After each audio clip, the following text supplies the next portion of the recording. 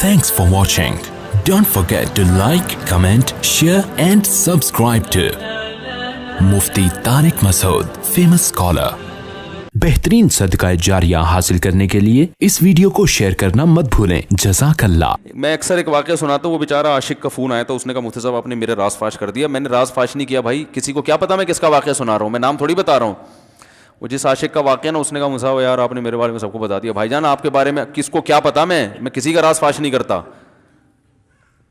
अब मुझे ये लगा कि बयान में खड़ा होकर ना बोले मुफ्ती साहब आपने मेरा राज फाश कर दिया। वो ऐसे तीन आदमी नमाज पढ़ रहे थे ना, तीन आदमी नमाज पढ़ रहे थे, तो एक को नमाज में कुछ बात की उसने। जब इसने नमाज में बात की तो दूसरे ने बोला भाईजान बातें करने से नमाज टूट जाती है, बातें करने से नमाज टूट जाती है।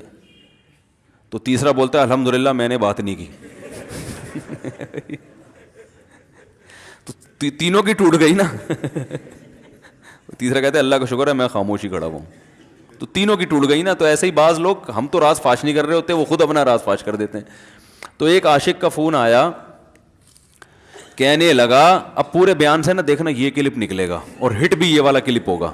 फिर लोगों के कमेंट्स होंगे मुफ्ती साहब क्या आशिक माशूक की मिसालें देते रहते हैं। पूरा बयान एक तरफ, ये वाला क्लिप के लाखों व्यूवर्स होंगे इसके, देखना आप। और इस पर जो लेबल लगेगा एक सच्चे आशिक का वाकया, ये लेबल लगेगा, एक सच्चे आशिक का सच्चा वाकया। तो सच्चे आशिक तो आजकल मार्केट में होलसेल के हिसाब से हैं, जो अपने आप को सच्चा, वो सारे इस पे सर्च करेंगे यार देखें क्या हुआ, सेम हमारे साथ भी ये हो रहा है कि नहीं हो रहा। तो वो मुझे कहने लगा कि मुझे किसी लड़की से इश्क हो गया है, फ़ोन आया मेरे पास, इश्क हो गया है तो मैं क्या करूं, मैं बड़ा परेशान हूं। मैंने कहा भाई अगर हो गया है, कोई अच्छी है, अच्छे घराने की है, तो आप वालिदैन से बात कर लो, निकाह कर लो। लन तरा लिल मुतहाब्बैन मिसलन निकाह, हदीस में आता है दो मोहब्बत करने वालों में निकाह से बेहतर कोई चीज़ नहीं है। तो हम तो नहीं कहते कि इस इश्क को ख़त्म करो, आप शादी कर लो भाई, निकाह कर लो भाई, हराम हलाल में तब्दील हो जाएगा। कहने लगा कि यार वो मुफ्ती साहब मसला ये है कि उसके अब्बा नहीं मान रहे। मैंने कहा अब्बा को, फिर मुझे नहीं फ़ोन करो, अब्बा को फ़ोन करो, जो मैं उसका अब्बा नहीं हूं। तो फिर अब्बा को फोन करो उसके, यही अपनी फरियाद उसके अब्बा के सामने रखो। कह रहे यार बहुत ट्राई कर ली, बहुत कोशिश कर ली, उसके पेरेंट्स मानने के लिए तैयार नहीं। तो मैंने कहा भाई देखो जितने हरबे थे आप इस्तेमाल करके देखो अब्बा अम्मा को समझाने के। कह रहे नहीं मान रहे। मैंने कहा फिर छोड़ो उसको, लानत भेजो। एक चीज़ मुकद्दर में नहीं है, गलत तरीके से हासिल करने की कोशिश मत करो। शरीफ लोगों का, शरीफ लोग शरीफों की तरह ही करते हैं ना। तमीज़ का यही है कि अब्बा अम्मा से बात की जाए। मैंने कहा मैं दुआ कर लूँगा आपके लिए, आपने मुझे कुछ समझ के फ़ोन किया तो मैं भी दुआ करता हूँ, अल्लाह इसके लिए बेहतर है तो मुक़द्दर फरमा दे, अब्बा को दिल को नरम कर दे। अब्बा को चाहिए वो जब खुद किसी के अब्बा से उन्होंने अपना सोचे ना, अब्बा से मेरी बात, मैंने ये भी कहा कि अब्बा से बात करा दो। मैं अब्बा को समझाऊँगा भाई अगर बंदे में कोई बड़ी ख़राबी नहीं है तो यार बिला वजह खाम में इनकार ना करो। लेकिन वो बकौल उसके भाई सारे हरबे नाकाम हो गए। तो मैंने कहा फिर वहां से दिमाग हटाओ। ये जो आशिक लोग कहते हैं ना हम दिमाग हटाना भी चाहें तो नहीं हटता, झूठ बोलते हैं, ये झूठ बोलते हैं, ये हटाना चाहते ही नहीं है कमबख्त। हकीकत बता रहा हूं आपको, दुनिया में बड़ी से बड़ी मोहब्बत खत्म हो सकती है अगर इंसान चाहे। मर जाते हैं तो मोहब्बत खत्म होती है कि नहीं होती? देखो जब मियां मरता है, जवान शौहर मर जाए किसी खातून का, बूढ़े को तो वो चाहती हैं कि बाज दफा कि भाई अब इसको नचोड़ तो लिया है हमने पूरा, पेंशन मिलेगी अब तो हमें, प्लॉट भी दे दिया इसने, घर भी मेरे नाम कर दिया, बच्चे भी बड़े कर दिए। बाज़ ख़वातीन क्या करती हैं, जवानी में मियाँ को नचोड़ने के बाद बुढ़ापे में बहुत सताती हैं। भाई सब ख़वातीन की बात नहीं कर रहा मैं, लेकिन बाज़ ख़वातीन ऐसा करती हैं, वो बुढ़ापे में मियाँ को, क्योंकि वो किसी काम का नहीं है ना खांसने के अलावा, तो बच्चों के साथ मिल के इंतकाम लेती हैं उससे। ऐसा नहीं करना चाहिए, बहुत बड़ा जुर्म है। औरत गैरतमंद होगी ना तो बुढ़ापे में बच्चों की तरफदारी के बजाय अपने शौहर की तरफदारी करेगी। यह भी अच्छे अखलाक की अलामत है। वो कहेगी बेटा तुम्हें जो मैंने इतनी मोहब्बत से पाला है ना, इस शख्स ने मुझे सहारा दिया, घर दिया, इसने मुझे छांव दी, इसकी बेस पर आज तुम्हारे बाजुओं में कुव्वत है। तो गैरतमंद औरत क्या करेगी, वो बुढ़ापे में किसका साथ देगी?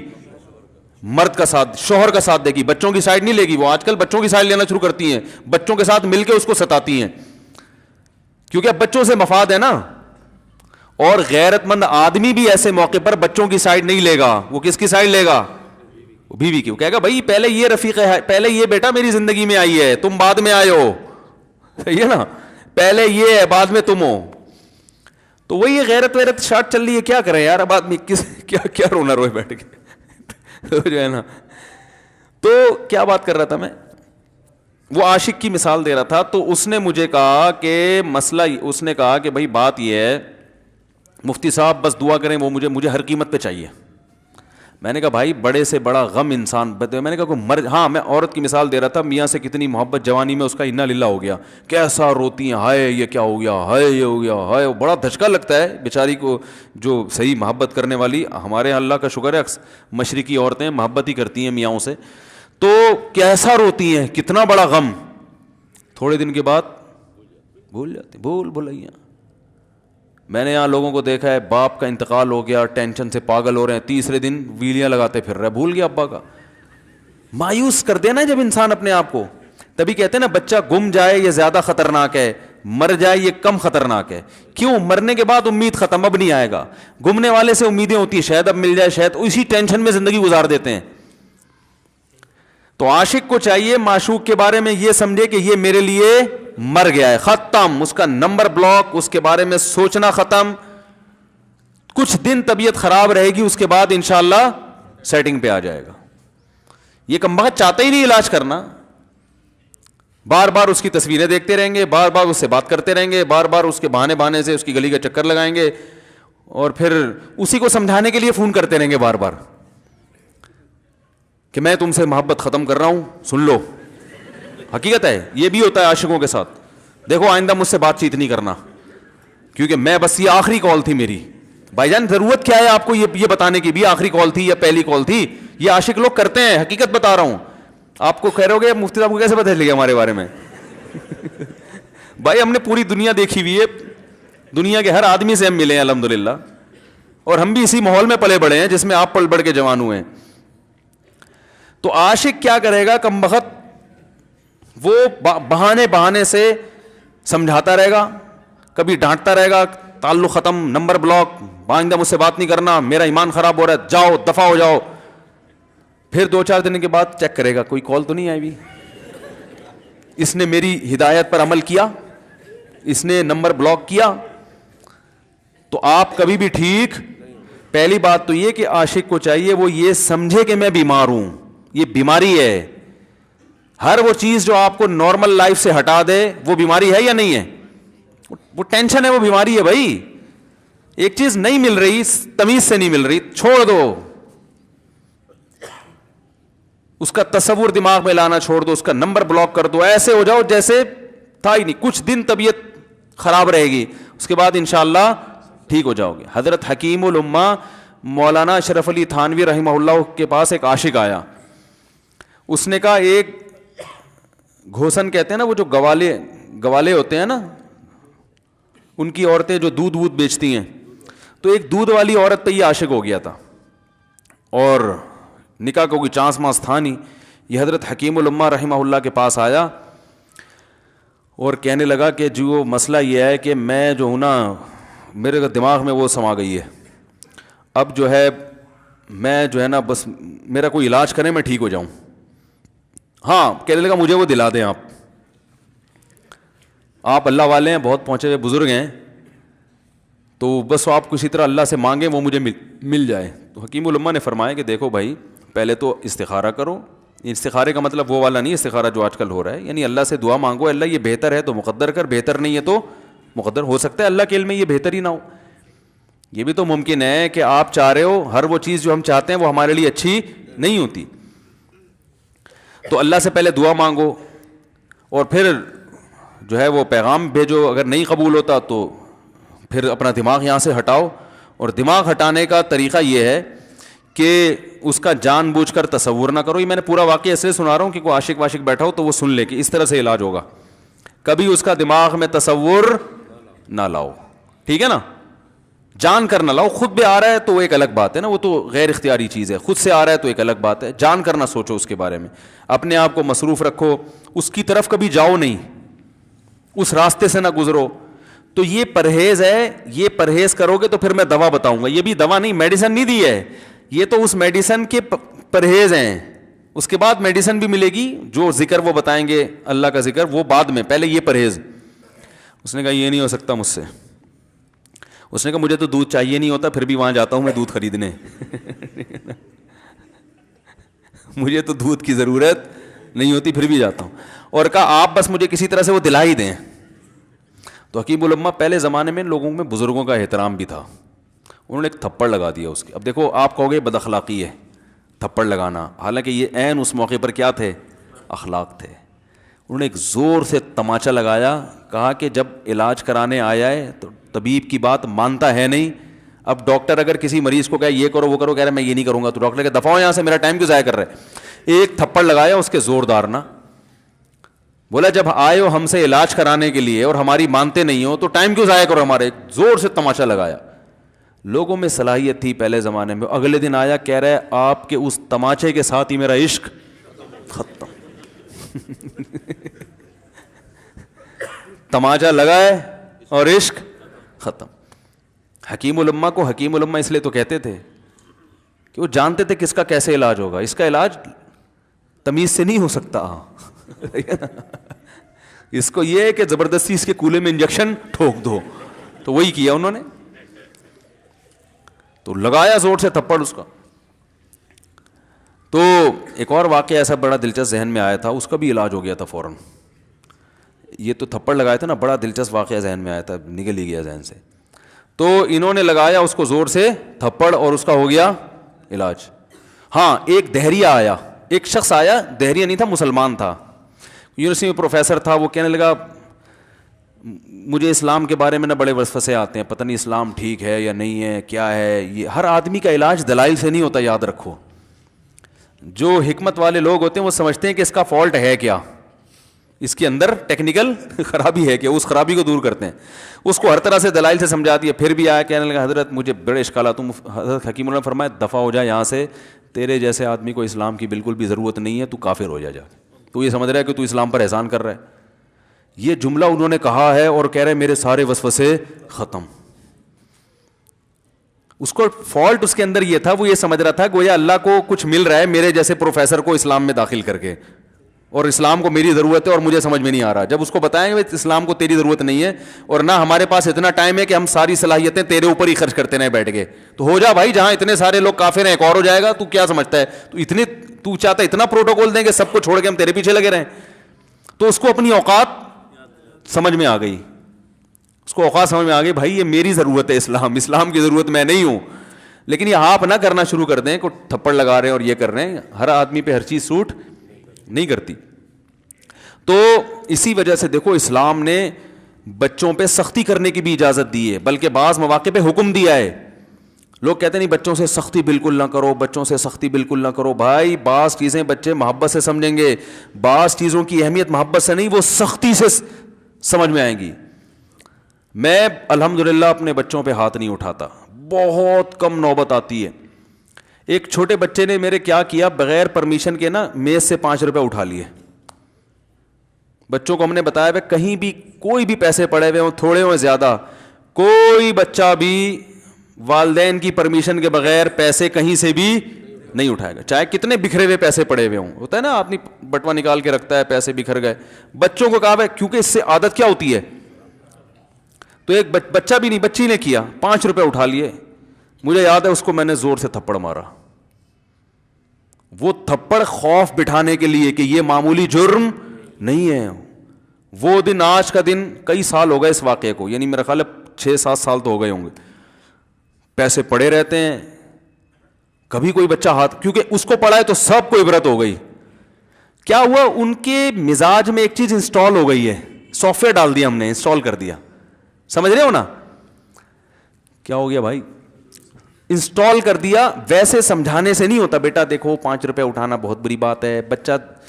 بچہ کیا کہتا ہے, بعض دفعہ بچوں کی مائیں آ کے دلائل 5 روپے ہی تو ہیں, بعض دفعہ بچوں کی مائیں دفاع شروع کر دیتی ہیں, 5 روپے ہی تو ہیں نا, اس میں کون سا طوفان آ گیا, آپ کا پیسہ بچوں کا پیسہ ہی تو ہے.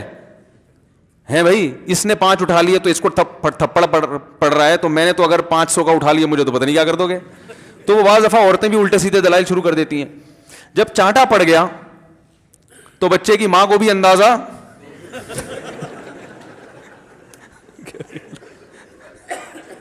کہ بھائی یہ بڑا جرم ہے.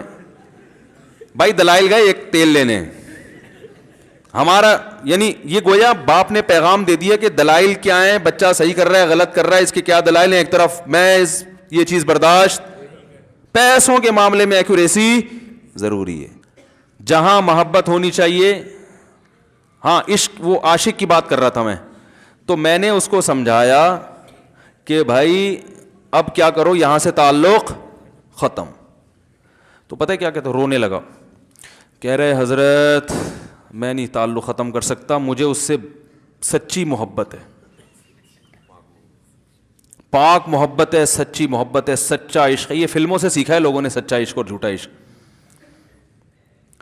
مجھے آ گیا غصہ. بھائی اب تک تو جو بات کر رہا تھا نا وہ ٹھیک کر رہا تھا, عشق ہو گیا, انسان ہے, ہر ایک سے ہو سکتا ہے. ویسے تو بے احتیاطی جو لوگ کرتے ہیں انہی کو زیادہ تر ہوتا ہے. چلو بے احتیاطی ہو گئی, لیکن چلو ایک جائز طریقہ اختیار کیا نا, کوئی حرام کاری کی طرف نہیں گیا. نکاح, تبھی میں کہتا ہوں بھائی جان کسی کو عشق ہوا کرے, اگر نکاح کی بات کرے تو اس کو ملامت نہ کرو. بیٹا ابا کے پاس آ رہا ہے, ابا مجھے وہ کالج میں لڑکی پسند آ گئی, مجھے عشق ہو گیا, میں شادی کرنا, ابا پڑاخ کر کے ایک چماڑ لگا دیتے ہو, تجھے میں نے یہ عشق معاشقوں کے لیے بھیجا ہے وہاں پہ, اس لیے نہیں تھا, لیکن اب ہو گیا تو اس کا ایک جائز راستہ ہے نا جو اسلام نے بتایا ہے. تو ابا بلا وجہ غیرت کا مسئلہ بنا لیتے ہیں اس کو, ٹھیک ہے نا. تو بھائی ایک نمٹاؤ یار. بچی بعض دفعہ پاگل ہو جاتی ہے عشق میں, تو ابا وہ غیرت کا مسئلہ بنا کے کیوں بھائی یہ کیا ہو گیا. بھائی اگر ہو گئی ہے, پاگل نہیں بھی ہوئی تو پاگل ہونے سے پہلے اس کی شادی کر دو. عقل مند باپ یہ کرے گا, ٹھیک ہے نا. تو اپنے اولادوں کو, یہاں جو والدین بیٹھے, اتنی سہولت ان کو دیا کریں کہ اگر وہ کہیں شادی کرنا چاہتے ہیں تو وہ زبان سے اظہار کر سکیں. بے شک براہ راست کرتے ہوئے شرمانی تو کسی پرچہ لکھ کے ابا کی تکیے کے نیچے لکھ دیں, ابا سیٹنگ چل رہی ہے, ٹھیک ہے نا. تو میں نہیں چاہتا میں گناہ کی طرف جاؤں, میری شادی کرا دو. اور نام نہ لکھو اپنا, ابا خود ہی, ابا کو سب کا پتا ہوتا ہے کہ وہ خود ہی پہچان جائیں گے. تو یہ جو بہت زیادہ سختی والدین کرتے ہیں نا اولاد پہ, اس سے بغاوت پھیلتی ہے, کیونکہ جائز حق تو اس کو دینا چاہیے نا بھائی.